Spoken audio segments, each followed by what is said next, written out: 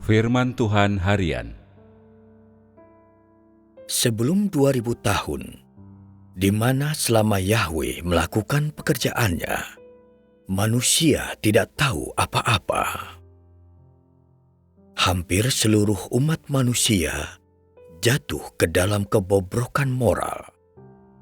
Sampai sebelum kehancuran dunia oleh air bah.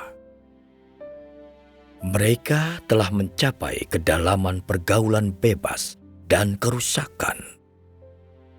Hati mereka kosong akan Yahweh, dan bahkan lebih kosong lagi akan jalannya. Mereka tidak pernah mengerti pekerjaan yang akan Yahweh lakukan. Mereka tidak memiliki penalaran, bahkan lebih kekurangan pengetahuan. Seperti mesin yang bernapas, mereka sama sekali tidak tahu tentang manusia, Tuhan, dunia, kehidupan, dan sejenisnya.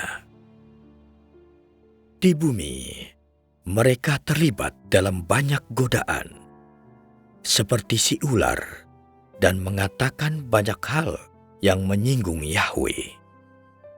Tetapi karena mereka bebal, Yahweh tidak menghajar atau mendisiplinkan mereka. Hanya setelah air bah, ketika Nuh berusia 601 tahun, Yahweh secara resmi menampakkan diri kepada Nuh dan menuntun dia dan keluarganya.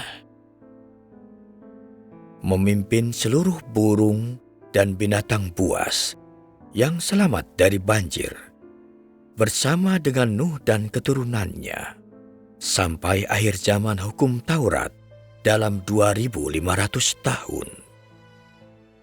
Dia bekerja di Israel, yaitu secara resmi bekerja selama total 2000 tahun, dan bekerja secara bersamaan di Israel dan di luar Israel selama 500 tahun.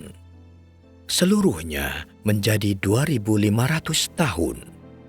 Selama periode ini, dia memerintahkan kepada bangsa Israel bahwa untuk melayani Yahweh, mereka harus membangun sebuah bait suci, mengenakan jubah imam, dan berjalan tanpa alas kaki ke dalam bait suci pada waktu fajar.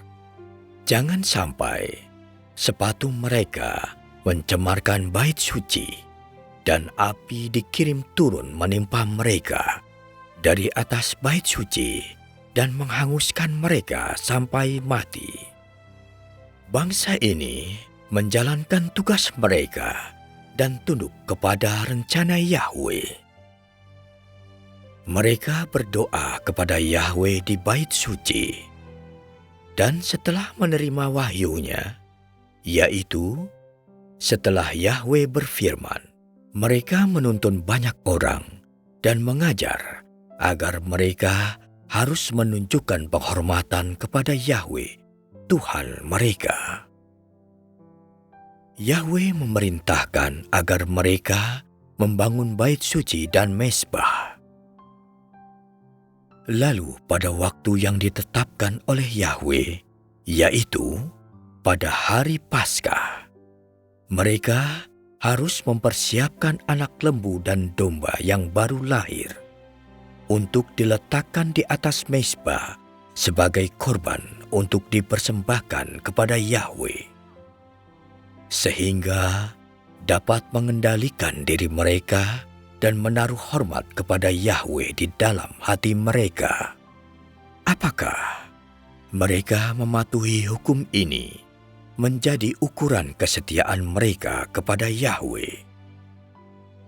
Yahweh juga menetapkan hari Sabat bagi mereka, hari ketujuh dari penciptaannya.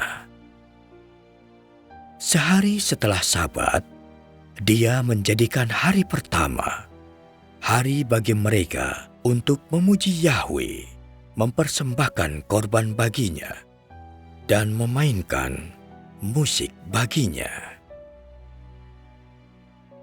Pada hari ini, Yahwe memanggil semua imam agar membagi-bagikan korban di atas mezbah untuk dimakan orang-orang, sehingga mereka dapat menikmati korban di mezbah Yahwe. Lalu Yahwe mengatakan bahwa mereka diberkati, bahwa mereka berbagi bagian dengannya, karena mereka adalah umat pilihannya, yang merupakan perjanjian Yahwe dengan bangsa Israel.